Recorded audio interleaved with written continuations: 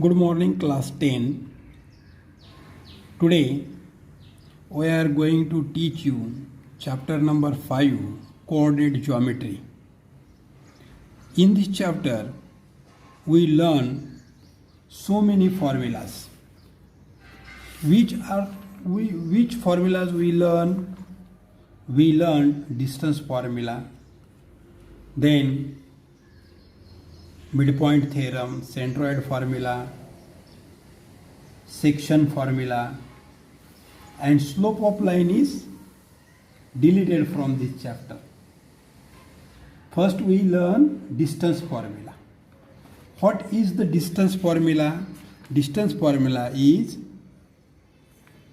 AB हे distance जर काढायचं असेल तर तुम्हाला काय करावं लागतं, तर दोन जे बिंदू दिलेले असतात त्याला x2 minus x1 whole bracket square, another ब्रॅकेटमध्ये y2 minus y1 whole bracket square, हा फॉर्म्युला आपण पाहिलेला आहे. म्हणजे समजा ए बिंदूचे निर्देशक तुम्हाला दिलेले असतील. समजा ए बिंदूचे निर्देशक दिलेत 2 आणि 3 आणि बी बिंदूचे निर्देशक दिलेले आहेत -2 आणि 2. तर तुम्ही काय करणार, याला म्हणणार आपण x1 y1 आणि याला म्हणणार आपण x2 y2. आलं लक्षात? आणि मग आता ए आणि बी बिंदूमधलं अंतर आपल्याला काढायचं, तर ह्या सूत्राचा आपण उपयोग करणार. येते लक्षात? आता आपण दुसरा फॉर्म्युला पाहिला होता की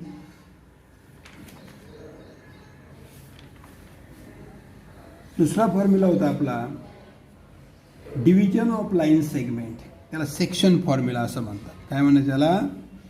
सेक्शन फॉर्म्युला. याचाही आपण अभ्यास केला. यामध्ये XY प्रतलामध्ये, हे समजा XY प्रतल आहे, आपण आत्तापर्यंत डिस्टन्स अशी लाईन असताना सरळ काढत होतो. मात्र आता जर स्लंट लाईन असेल and there is a slope between them, then AB is a line segment and find the distance between AB, and one point is given in between them anywhere. So point P divides line segment into two parts. Therefore, the distance AB is found by using section formula. The point A coordinate are x1, y1 and point B coordinates are x2, y2, and midpoint or point anywhere in between the line segment is xy. Therefore, we find the coordinate of point P. Then x equal to, first we find this x equal to m x2 plus n x1 upon m plus n, आणि y coordinate शोधण्यासाठी m y2 plus n y1 upon m plus n, हा formula आपल्याला वापरावा लागेल. Use this formula my2 plus ny1 upon 2. मग इथे पहा, आपण या बिंदूचे x1 y1 माहिती आहे, परंतु हे काय आहे, या सेक्शन केलेला आहे. मग तो काय करतो, P points divide line segment in the ratio m:n. Then we use the section formula.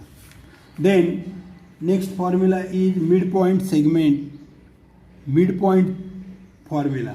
काय म्हणायचं, midpoint of segment, midpoint of segment. Suppose this one is the segment PQ and R is in between P and Q point. Therefore, PR distance equal to QR distance. So R is in between PQ. Then coordinate of P point is x1, y1, and coordinate of Q is x2, y2, and coordinate of R point is x and y. So if you find x, then x1 plus x2 upon 2 आणि y कोऑर्डिनेटसाठी y1 plus y2 upon 2 हा formula आपण पाहिलेला आहे. ठीक आहे. त्यानंतर पुढचा formula आहे सेंट्रॉइड.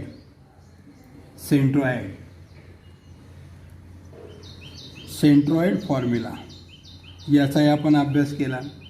यामध्ये सेंट्रॉइड म्हणजे when we draw median of triangles, then there is 3 points. Suppose this is a triangle A, B, C, and AD is the median. Then A, B, C, D, EB is the median and CF is the median. So these medians are concurrent in one point, that is concentric, that is G, denoted by G. This is the centroid. So this G is coordinate of G is x comma y. Coordinate of A is x1, y1, x2, y2, x3, y3. Then x is found as x1 plus x2 plus x3 upon 3, and y is found as y1 plus y2 plus y3 upon 3. Like this we can solve the example on centroid, that is denoted by G. You know the definition of centroid, we learned it in 8th standard. Now move forward, go to the practice set. Practice set आणि practice सेटच्या अगोदर आपण काही बिंदूंचे निर्देशक ठरवले होते. आता या प्रॅक्टिस सेटकडे आपण प्रॅक्टिस सेट सोडू. ठीक आहे. चला तर मग आता येऊ आपण प्रॅक्टिस सेटकडे. पहा पुस्तकामध्ये या ठिकाणी तुम्हाला प्रॅक्टिस सेट दिलेला आहे. इथेच तुम्हाला मी रिकाम्या जागा समजून सांगतो. ठीक आहे. किंवा आपण एका कागदावरती मी तुम्हाला तो भाग समजून सांगतो. ठीक आहे. इकडे लक्ष द्या. आता काय करायचं आहे,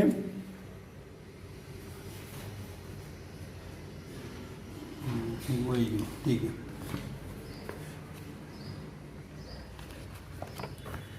हे बघा पहिलं काय दिलंय त्यांनी,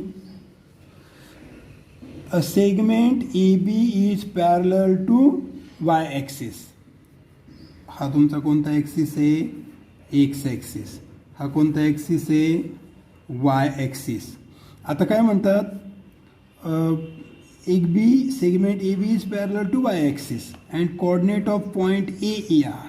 एचे पॉईंट कोणते आहेत, इथं 1 आहे आणि इथे समजा तुमचा 3 आहे वायवरती. पहा एचे कोऑर्डिनेट काय आहेत, 1 and 3. There so this is 1, this is 3 point here, 1 and 3. Then पुढे काय म्हणतात, coordinate of point B can be. यापैकी कोऑर्डिनेट ऑफ पॉईंट बी कोणते असतील. आता जर ती वाय अक्षाला समांतर असेल, ए बी सेगमेंट असेल, तर सेगमेंट तर असाच जाणार ना, याचे निर्देशक ते असेच येणार. मग याचा बी पॉईंट जो असेल त्याचा एक्स निर्देशक किती असेल, 1 असेल. मग आता खालच्या पॉईंटमध्ये पहा एक निर्देशक कोणाचा आहे, डीचा आहे. So answer is D. पहिल्याचं उत्तर काय आपलं डी आहे. आता दुसरं पाहू. Out of the following point dash dash lies on the right of the origin. So आता एक लक्षात इकडं, हे तुमचं ओरिजिनला काय असतो, 0 0. हा एक्स अक्ष आहे, हा वाय अक्ष आहे. आता ओरिजिनपासून काय म्हणतात ते, right to the origin on X axis. ओरिजिनपासून उजवीकडे जा. Out of the following point dash dash lies to the right of the origin. ओरिजिनला कोणता असेल, तर एक्स अक्ष ओरिजिनला नेहमी पॉझिटिव्ह असतो, म्हणून एक्स पॉझिटिव्ह असेल. आणि जो बिंदू एक्स अक्षावर असतो त्याचा वाय निर्देशक 0 असतो. मग इथं वाय निर्देशक 0 आहे. पण इथे सुद्धा -2 आहे. -2 लेफ्ट साईडला आहे, त्यामुळे हा पॉईंट येणार नाही. याचं उत्तर सुद्धा डीच येईल. आता राहिलं शेवटचं, डिस्टन्स ऑफ पॉईंट. काय आहे? Distance of point -3, 4 from the origin is dash dash. आता हे सुद्धा काय आहे? हे समजा इथं ओरिजिन आहे. ओरिजिनचे पॉईंट काय येतील? 0, 0 येतील. मग इथे एक्स अक्षावरती -3 आणि वाय अक्षावरती 4, इथे कुठेतरी हा बिंदू असेल. बरोबर. आता काय म्हणतात की हे अंतर आपल्याला शोधायचं आहे. बरोबर. मग आपण करतो काय अशा वेळेस? तर -3, 4 आणि 2 पॉईंट घेतो आपण, 0, 0. बरोबर.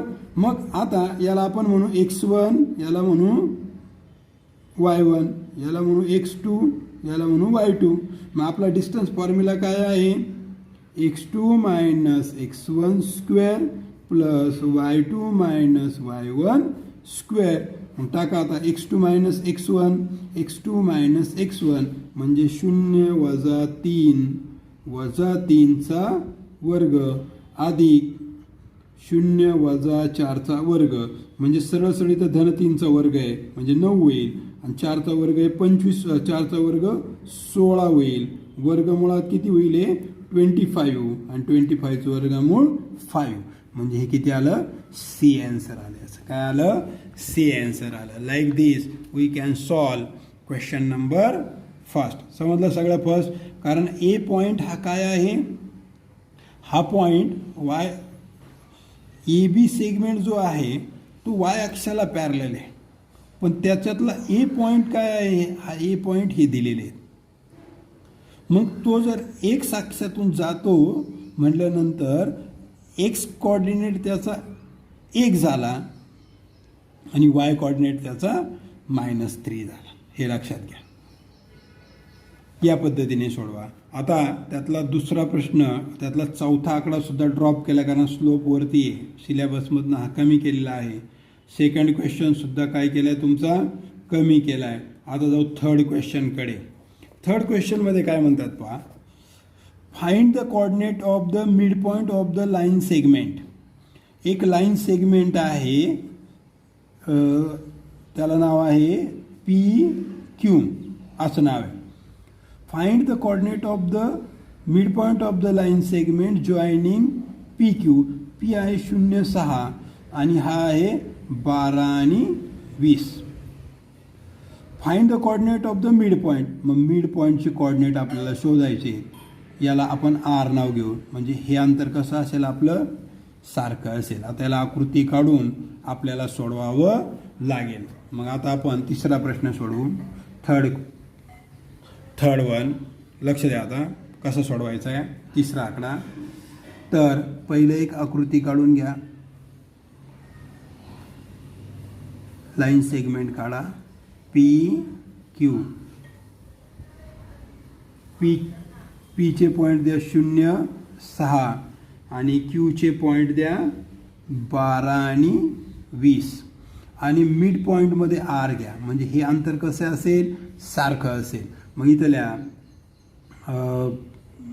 Let's point R is mid point. कारण PR equal to QR. Therefore, point Rला सपोज करा XY, नंतर पॉईंट P हा 0 आणि 6 आहे, तर इथं X1 येईल 0 आणि Y1 येईल 6. Therefore, आता Q पॉईंट आहे 12 आणि 20, X2 येईल 12 आणि Y2 येईल 20. या पद्धतीने हे आपल्याला घ्यावं लागेल. आलं. आणि हा पॉईंट आपल्याला मिड पॉईंट काढायचा आहे. मग आपण फॉर्म्युला कोणता वापरणार मिड पॉईंटसाठी? तर आपल्याला माहिती आहे एक्स निर्देशक जर शोधायचा असेल तर x1 + x2/2. देअरफॉर x1 किती आहे? 0 अधिक 12/2 म्हणजे 12/2 म्हणजे 6. हा आला तुमचा एक्स पॉईंट. नंतर आपल्याला वाय शोधायचा आहे. Y equal to y1 plus y2/2. मग वाय किती आहे y1? y1 आहे 6 प्लस y2 आहे 20/2 म्हणजे हे झाले 26/2 म्हणजे हा वाय आला 13. बरोबर. म्हणजे देअरफॉर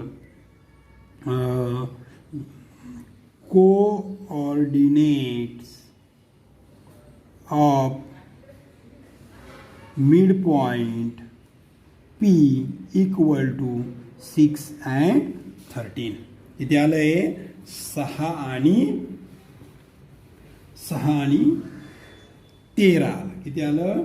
6 आणि 13. तिसरा प्रश्न आपण सोडवला. म्हणून म्हणायचे देअरफॉर.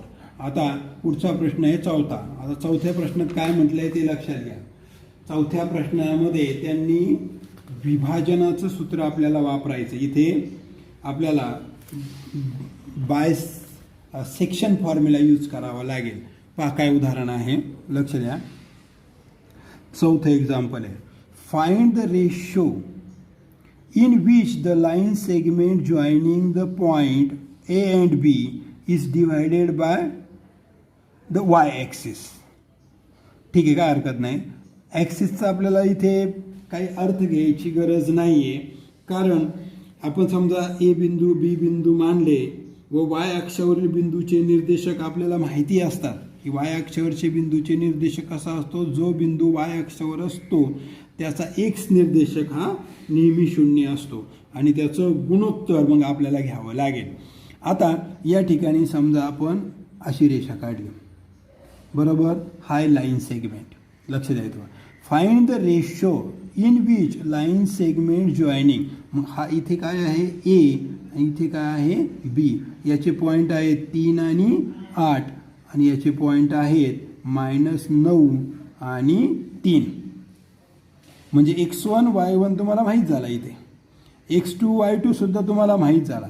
परंतु याच्यात रेशोही काढायचा आहे. म्हणजे m:n हा रेशो असणार आहे इथे. आणि काय म्हणतात ते line segment joining line A B segment A B is divided by the Y axis. काय होतं आहे ते पहा की समजा ए आणि बी हा लाईन सेगमेंट जो आहे joining A and B point divides by the Y axis. कोणाला डिवाइड करतोय? हा वाय ॲक्सिसला डिवाइड करतोय. हा ए बी सेगमेंट काय करतोय? हा जो वाय अक्ष आहे ह्या वाय अक्षाला डिवाइड करतोय. काय करतो? हा वाय अक्षाला डिवाइड करतोय. आता डिवाइड करतोय म्हणजे इकडचा भाग आणि इकडचा भाग कसा आहे ते तर काही सांगितलेलं नाही आहे आपल्याला. फक्त यांनी असं गुणोत्तर दिलेलं आहे. तर चला तर मग आपण याला सोडवू. मग इथे समजा त्याचा वाय ॲक्सिस असेल. काय असेल इथे? डिवाइड करतो ना वाय. तर इथे मात्र आपण एक पॉईंट घेऊ ए बी, याला सी म्हणू आणि त्याला आपण XY असं नाव देऊ.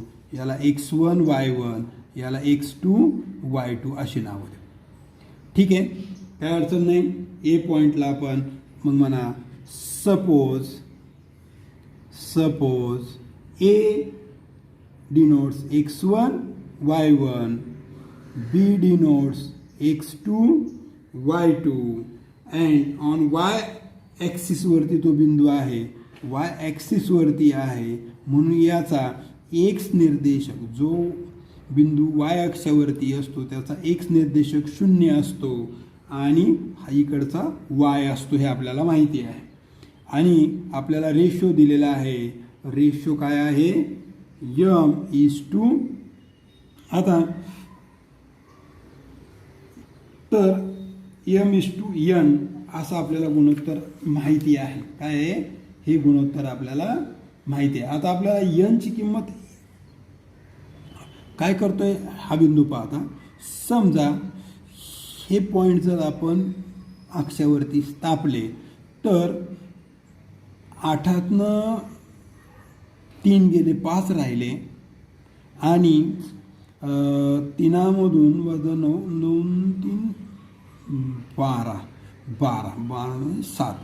आता या ठिकाणी n आपल्याला कारण यांचं विभाजन कसं होतं आहे, find the ratio in which the line segment joining points A and E is divided by the Y axis. Y ॲक्सिसला जर डिव्हाइड केलं तर इथे आपल्याला गुणोत्तरामध्ये यम आणि यन माहिती नाही आहे, तो आपल्याला शोधावा लागेल. यम यन काढायचं आपल्याला, बरोबर, यम यन काढायचं आहे. आता इथे तर सी बिंदू हा वाय ॲक्सिसला डिव्हाइड करतोय नाही का, म्हणजे याचे निर्देशक आपल्याला शोधता येतील याच्यावरून, बरोबर. समजा आपण याचे निर्देशक शोधले, एक्स निर्देशक कसा येईल तुमचा, x equal to m n हे आपल्याला माहिती नाही आहे, ठीक आहे, यम एन याच्यावरून काढू आपण. मग काय म्हणता येईल आपल्याला इथे, m x2 plus n x1 upon m plus n. आता याला सोडू आपण आधी. मग एक्स इक्वल टू, कारण एक्स निर्देशक तर आपल्याकडे आहे इथे, आहे की नाही. मग वाय शोधू आपण आधी, ठीक आहे, दोन्ही शोधू, काय होतं पाहू. एक्स आला इथे, यम x2 किती आहे तुमचा, आता x2 आहे -9 प्लस यन आपल्याला माहिती नाही, x1 आहे 3 छेद यम प्लस यन. आता एक्स इक्वल टू हे झालं -9m plus 3n upon m plus n. आता या ठिकाणी आपल्याला हे माहिती नाही, हे माहिती नाही, हे माहिती नाही, हे माहिती नाही, मग आपल्याला काढता येणार नाही. मग आता वायमध्ये काय, आपल्याला इथलं वाय माहिती आहे, म्हणून आपण वायचं वापरून पाहू. Y equal to m y2 plus n y1 upon m plus n. Y किती आहे आता इथे वाय आपल्याला माहिती आहे, वाय ॲक्सिसला छेदतोय, वाय आहे दिलेला, आणि एक्स किती आहे, 0 आहे आपल्याकडे, 0 आहे. एक्स किती आहे, 0. इथं जर 0 टाकला आपण एक्सच्या जागी, तर हे जर यम एन तिकडे गेले, 0ला गुणिले झाले, काय झाले, 0ला यम एन गुणिले झाले, आणि इकडे राहिले 9m प्लस 3n. आता यम एन गुणिले झाल्यानंतर हे 0 झालं, बरोबर. इथं -9m प्लस 3n. आता हे 9mला इकडे नेऊ, 9m इक्वल टू 3n. आता डिवाइड केलं यम अपॉन यन, तर 3 अपॉन 9 झालं, म्हणजे इथं भाग दिला, 3 1 3, 3 3 9, म्हणजे एकास 3 काय आलं, एकास 3 हे गुणोत्तर आलं, बरोबर आलं. काय केलं आपण हे लक्षात घ्या, या ठिकाणी आपल्याला यम एन हे गुणोत्तर काढायचं होतं, तर वायचा फॉर्म्युला वापरला, तर ते काय झालेलं आहे इथे पहा, इथे ते वाय ॲक्सिसला डिवाइड करतं, वाय ॲक्सिसला डिवाइड करतोय. हे जे पॉईंट आहे ते कोणाला डिवाइड करतात, पहा, the line segment is divided by the Y axis. Y axis जो आहे त्या समजा हा तुमचा एक्स ॲक्सिस आहे, हा वाय ॲक्सिस आहे. आता पॉईंट आपण घेऊन पाहूया, ए पॉईंट घेऊ आपण, पहा, ए घेऊ. इथे समजा तुमचा 3 आहे आणि 3 आणि 8 घ्यायचं आहे तुम्हाला. इथे समजा तुमचा 3 आहे आणि या ठिकाणी तुमचा 8 आहे, तर हा पॉईंट तुमचा आला 3 आणि 8 वरती ए पॉईंट आला, बरोबर. नंतर -9 आणि 3 एक अक्षावरती किती घ्यायचं आहे तुम्हाला, -9, आणि इथे किती घ्यायचं आहे तुम्हाला, 3. इथून घेतलं समजा आपण, एक्स अक्षावरती किती घ्यायचं आहे, -9, आणि वाय अक्षावरती किती घ्यायचं आहे आपल्याला, 3. 3 ह्या इथे आला, तर हा पॉईंट इथे येईल, बरोबर, पी. आणि मग हा काय करतोय, असा ह्या वाय अक्षाला काय करतोय, हा डिव्हाइड करतोय, m:n रेशोमध्ये हा डिव्हाइड करतोय, बरोबर. मग जिथं तो डिव्हाइड होतोय, वाय अक्षाला छेदतोय, हा बिंदू जो आहे याचे निर्देशक आपल्याला लिहावे लागतील की नाही. मग याचा वाय निर्देशक किती असेल, 0, आणि एक्स निर्देशक किती असेल, 0, कारण तो वाय अक्षाला एक्स अक्षाला समांतर आहे, कारण तो वाय अक्षाला डिवाइड करतोय 2 भागामध्ये, बरोबर. म्हणून याचा एक्स निर्देशक 0 असेल आणि वाय आपल्याला माहिती नाही. मग वाय आपल्याला या पद्धतीने इथं एक्समध्ये फॉर्म्युला वापरून आपल्याला ते सोडवता येतं. ठीक आहे, पुढच्या वेळेस आपण 5-6 पुढची जी उदाहरणं आहेत ती पाहू. ठीक आहे, इथे थांबू.